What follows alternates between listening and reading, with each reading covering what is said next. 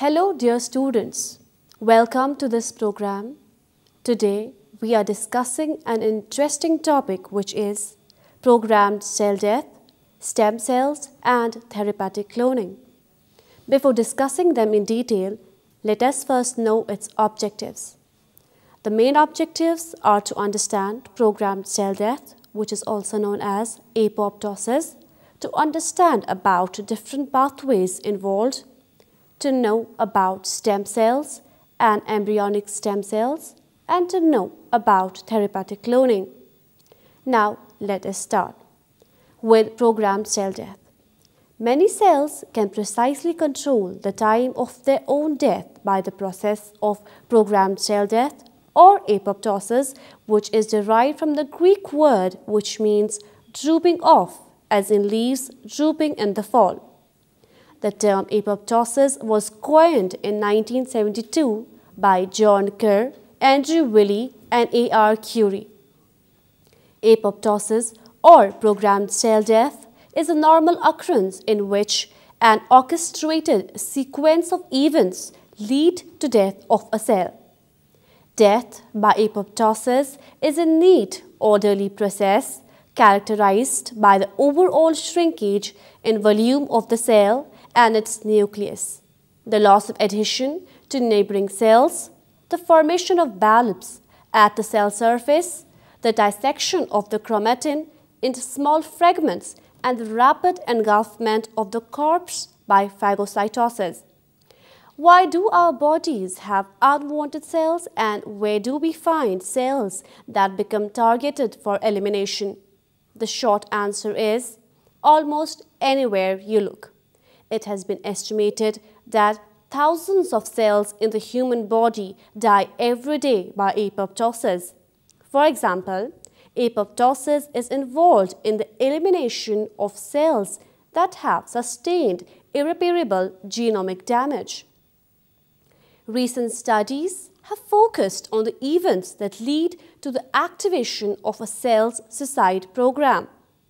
Caspases are a distinctive group of cysteine proteases, that is, proteases with a key cysteine residue in the catalytic site that are activated at an early stage of apoptosis and are responsible for triggering most, if not all, of the changes observed during cell death.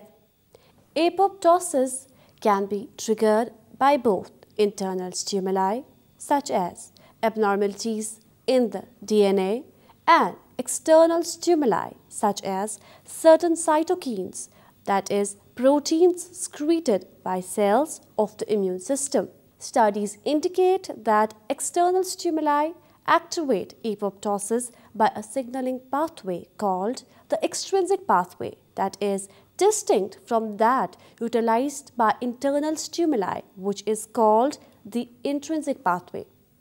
Here we will discuss the extrinsic and intrinsic pathways separately.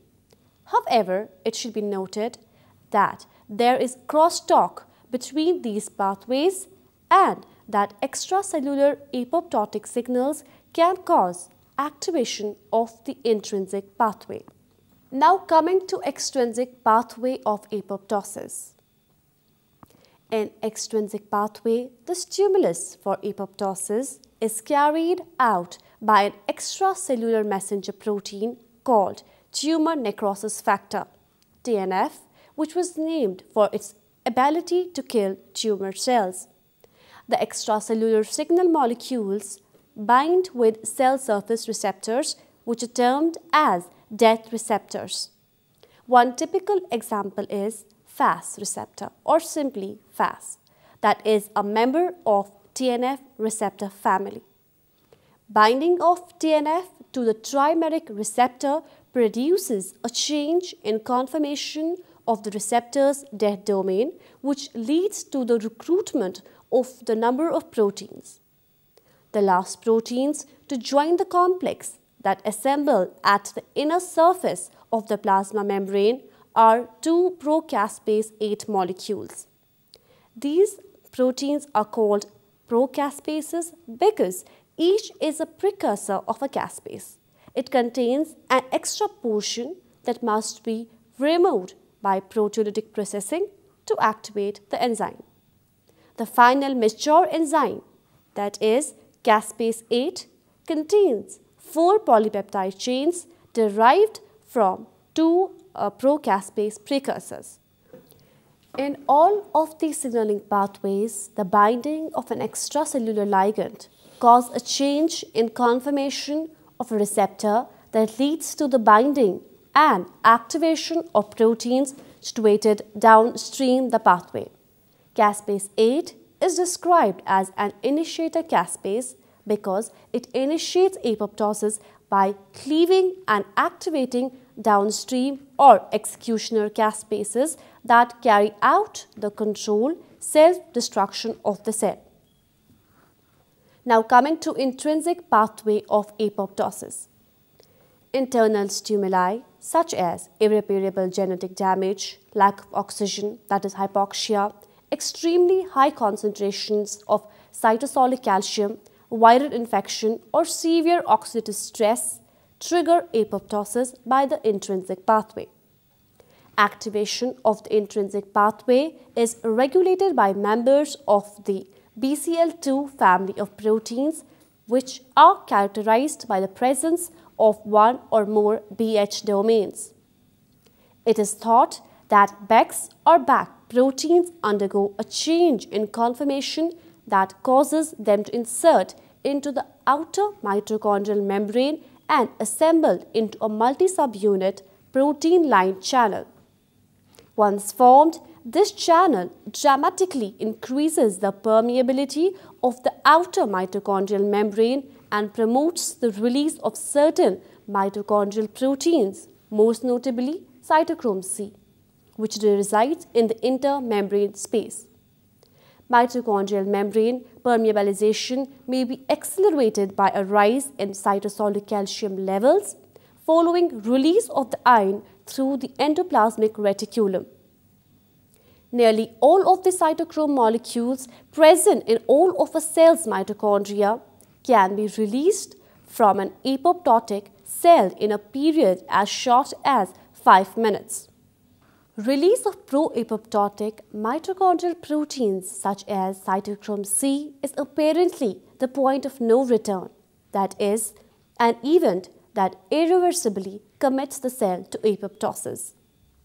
Once in the cytosol, cytochrome C forms part of a multi-protein complex called the apoptosome that also includes several molecules of procaspase 9. Procaspase 9 molecules are thought to become activated by simply joining the multi-protein complex and do not require proteolytic cleavage.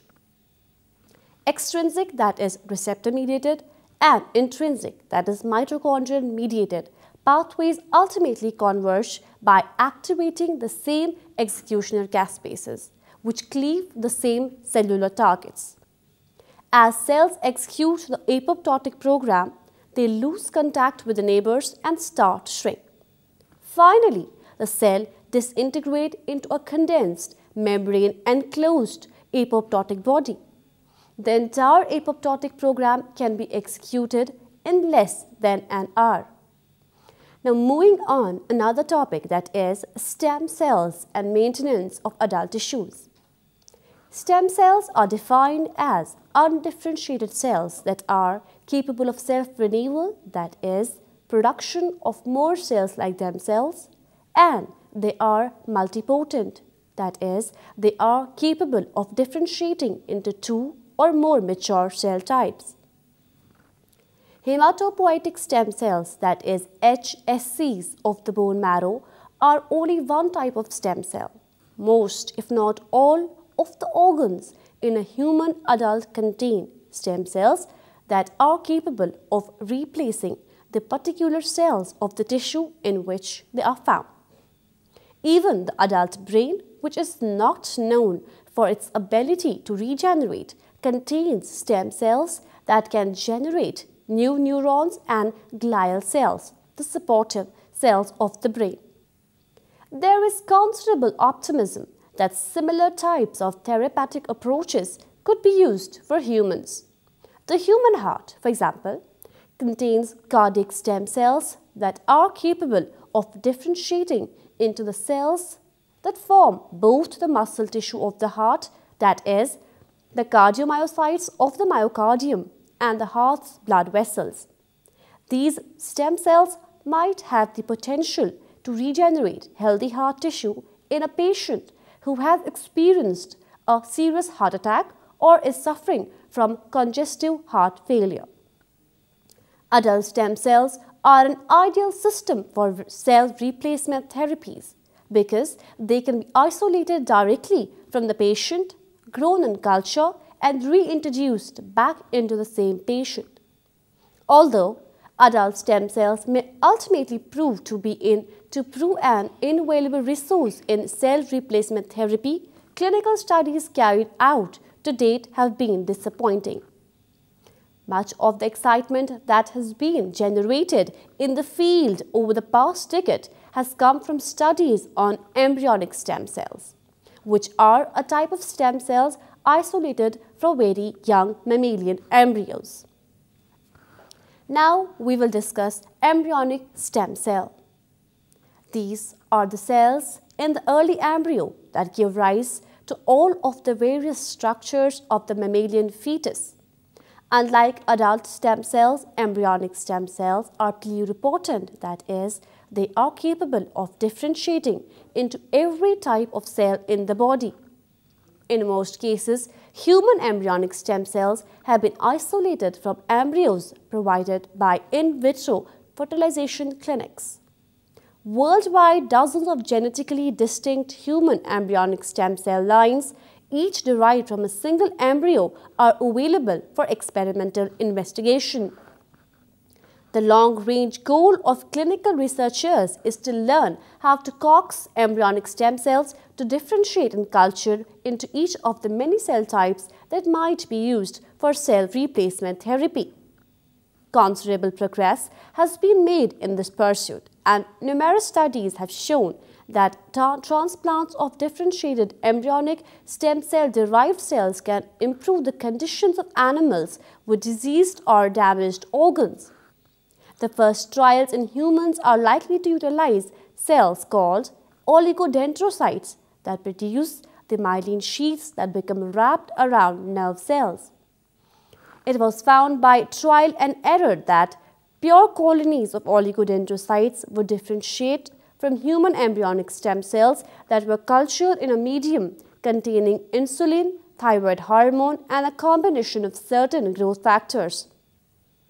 When implants of these human oligodendrocytes were transplanted into rats with paralyzing spinal cord injuries, the animals regained considerable motility.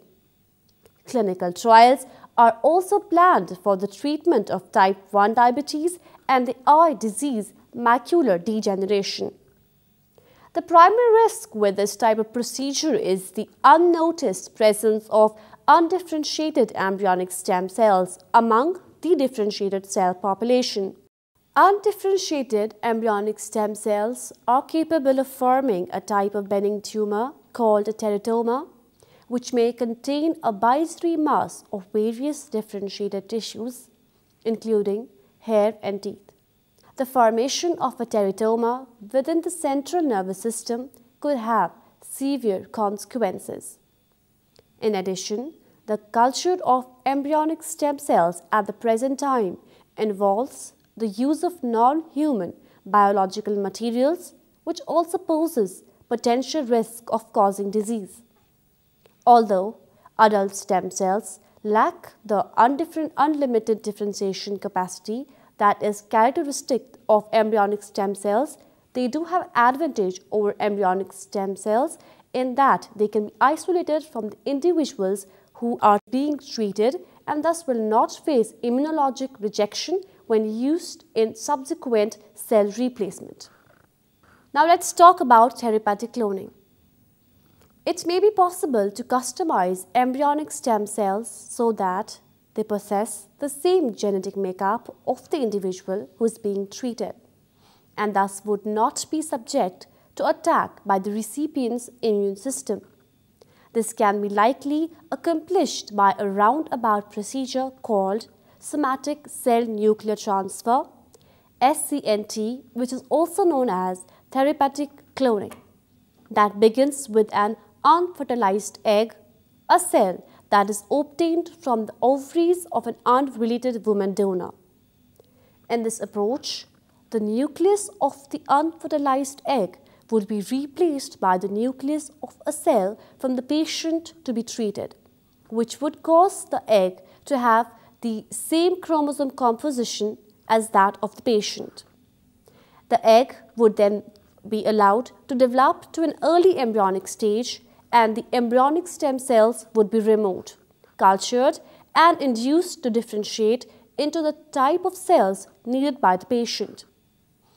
Because this procedure involves the formation of a human embryo that is used only as a source of embryonic stem cells, there are major ethical questions that must be settled before it could be routinely practiced. In addition, the process of somatic cell nuclear transfer is so expensive and technically demanding that it's highly improbable that it could ever be practiced as part of any routine medical treatment. It's more likely that if embryonic stem cell-based therapy is ever practiced, it would depend on the use of a bank of hundreds or thousands of different embryonic stem cells. Such a bank could contain cells that are close enough as a tissue match to be suitable for use in the majority of patients. It's all about this topic. Hope you understood. Thank you.